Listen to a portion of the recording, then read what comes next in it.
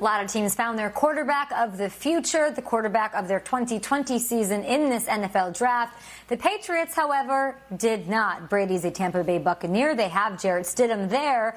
But it's sort of crazy. What do we make of this decision to not draft a potential quarterback? And yes, there are free agents available, a la Cam Newton and Andy Dalton, Shrakes. Yeah, I was actually surprised that not only did they not draft a quarterback, they spent their first 3 picks on defensive players, which doesn't seem to be the biggest area of need for this team. If you watched the Patriots last year, I mean, it was Brady with a bunch of scotch tape and some smoke and mirrors getting points. The defense was doing just fine, so they added on defense, didn't address anything. I'm confused a little bit, but then again, what could they have done? They weren't going to be able to get Tua. They weren't going to be able to get Justin Herbert. They obviously didn't love Jordan Love, or they would have moved up, or they would have selected him as they had the pick at 23. And quite frankly, I'd rather them not just take a quarterback in the second round for the sake of doing it. They trust what they have in-house, and this will be the ultimate experiment. This is the control in the experiment of Belichick and McDaniels. Can they win with any kind of quarterback situation, or do they need Tom Brady? We will know very quickly if Jarrett Stidham is the quarterback and they start the season off red hot or in the doldrums, whether it was Brady or whether it was Belichick all these years. There's nothing more extreme than saying, hey, Tom Brady, we're good. We're going to roll with a 4th-round quarterback who the only time we saw him last year threw a pick-6 against the lowly Jets. Yeah, I'm glad you brought that up, Shrakes, because I believe that he had a conversation with Bill Belichick. I believe Belichick went to him and said, you know that small window of opportunity you had last year and you threw that pick-6?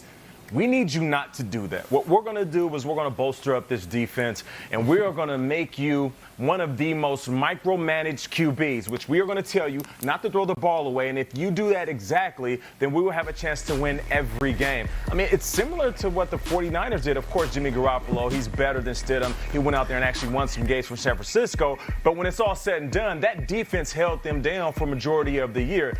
I get it. I mean, in the time of us watching The Last Dance, it's kind of blasphemous to say that a guy named Jared is better than Jordan, but maybe they didn't want Jordan Love, and that's okay. It's fine to stick with what you got. The Patriot way is the unorthodox way, and who am I to sit here as a former player that didn't make it to a Super Bowl, now a guy on T talking about the success of this franchise in the era where they dominated for the last 15 years, to tell them that their decision-making is off. I'm not going to do it. Until they have a bad season, I will sit here and stand by every decision that the Patriots make. All right, but let me get this straight. The heir apparent to the greatest football player ever, the guy who's taken over the greatest dynasty in modern sports history, is a guy named Jarrett, who's thrown 4 passes for 14 yards. And guys, that pick-6, that was like he came in for mop-up duty, threw the pick-6, and got pulled back out. You know how Belichick will do that? It went absolutely terribly. And yet I come back to this. It's not unprecedented. All right, Dan Marino retires, and the Dolphins said, we're going to go with an undrafted guy from Dartmouth named Jay Fiedler. And Jay Fiedler was really good. I also come back to this. Brady said recently to Howard Stern that he kind of knew before this last season that this was going to be it.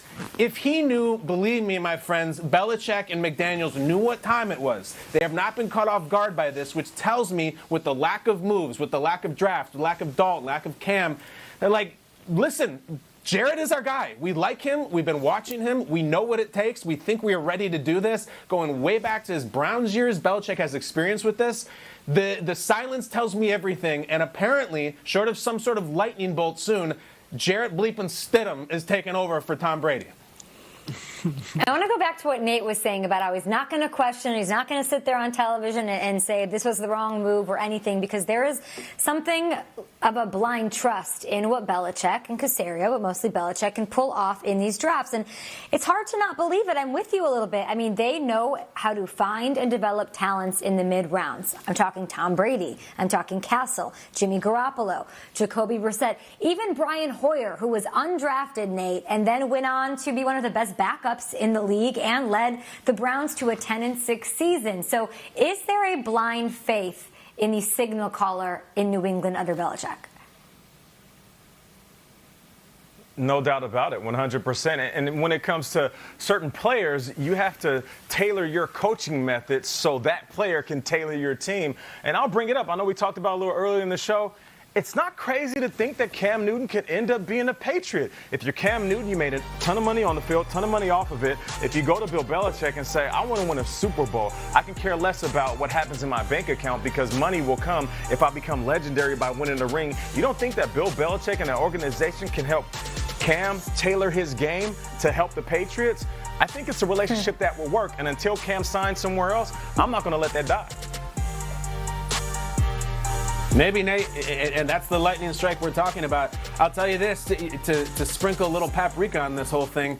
If Belichick comes out and they just business as usual, 10-6, 11-5 with Jarrett Stidham, it raises questions to how good Tom Brady is. I mean, I really mean that. Ooh. And I love Tom Brady. Anybody who's come in, he wins with Jimmy Garoppolo. He wins with Jacoby Brissett. He wins with Matt Castle. He's going to win with Jarrett Stidham now. You go back to Cleveland, Belichick's going to the playoffs with Vinny Testaverde and Leroy Horde running the ball. Like, if Belichick does it here with, again, Jarrett Stidham, who by all appearances seems to just be a guy, then that's going to start to change the books that are written years from now about Brady and Belichick.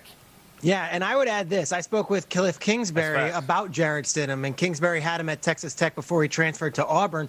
He says one thing that no one knows really about Jarrett Stidham, because they haven't seen him, he can move. He's mobile. Like, you can run some of that stuff that you see being run in other teams in the NFL. And I wonder if part of this is Josh McDaniels saying, you know what, like, maybe I want to show that we can do something with a mobile quarterback. Maybe it's time we can open up the playbook a little differently than what we had. He'll never be Tom Brady. He won't be the student that Tom Brady is. He won't be the master of passing that Tom Brady is. But gosh, if they have a mobile quarterback and the Patriots rolled out a new offense, wouldn't that be kind of cool too? I'm here for it. Yeah. I love that. And if those books are going to be rewritten, it's only going to happen if Brady struggles in Tampa Bay. He obviously can't develop chemistry with his new team. There's a lot working against him, his age. Part of that, we'll see how it all shakes out in 2020. I want to go back to Cam Newton, though, after this, Nate. You're like dictating this entire hour. We got to talk about possible landing spots. Nate's been saying New England. I mean, how long will it be until he finds